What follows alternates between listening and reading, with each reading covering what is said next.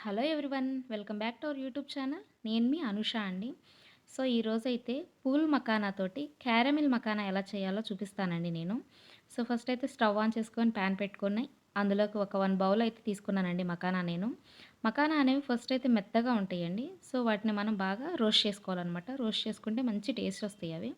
ఈ మకానా అనేది మనకి చాలా బెనిఫిట్స్ ఉన్నాయండి. Health benefits. వీటి వలన బీపీ, షుగర్ కంట్రోల్ అవుతాయి. అండ్ అలాగే వెయిట్ లాస్ అయ్యే వాళ్ళకి కూడా చాలా బాగా యూజ్ అవుతాయండి.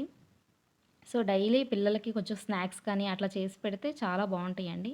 కొంచెం సాల్ట్ అలాగే పెప్పర్ యాడ్ చేసి కూడా పిల్లలకి ఈవినింగ్ స్నాక్స్‌గా ఇవ్వొచ్చండి. అలాగే ఇలా క్యారమెల్ మకానా ఇట్లా డిఫరెంట్ డిఫరెంట్‌గా అయితే చాలా చేయొచ్చండి.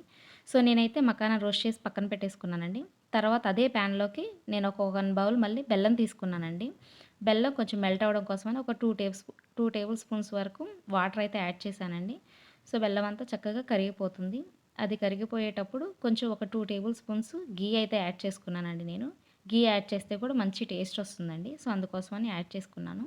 బెల్లం అంతా చక్కగా మెల్ట్ అయిపోయిన తర్వాత మనం ముందుగా రోస్ట్ చేసి పెట్టుకున్నటువంటి మకానా ఉన్నాయి కదండీ! సో అవి కూడా యాడ్ చేసుకొని ఒకసారి అలా మిక్స్ చేసుకొని పక్కన పెట్టేసుకున్నానండి. అవి చక్కగా చల్లారిపోయిన తర్వాత చూసారు కదండీ! ఇట్లాగా కొంచెం అతుక్కొని ఉంటాయి. వాటిని మళ్ళీ మనం సెపరేట్ చేసుకుంటే చాలా బావుంటాయండి. మనం ఎయిర్ టైట్ కంటైనర్‌లో పెట్టుకున్నామంటే గనక ఒక 15 డేస్ వరకు అయితే ఉంటాయండి. చాలా టేస్టీగా ఉంటాయి. పిల్లలకైతే బాగా నచ్చుతాయన్నమాట. సో నా వీడియో గనుక మీకు నచ్చినట్టయితే ప్లీజ్ లైక్ చేసి సబ్స్క్రైబ్ చేయండి.